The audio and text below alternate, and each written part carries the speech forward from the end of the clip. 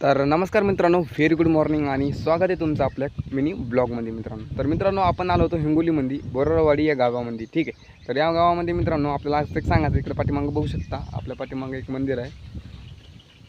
मला दिसते का? इकडे बघू शकता पाठीमागं मंदिर आहे, एक झेंडा बघा, आणि ते पांढरं दिसते का तुम्हाला, मंदिर आहे. ठीक आहे.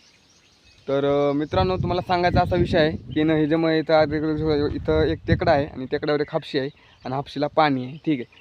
इकडे बघू शकता आपण, ही हापशी आहे, हापशीला भरपूर पाणी दाखवते तुम्हाला, इकडे पाहू शकता. हे बघू शकता भावांनो, हे पाणी दिसते का तुम्हाला?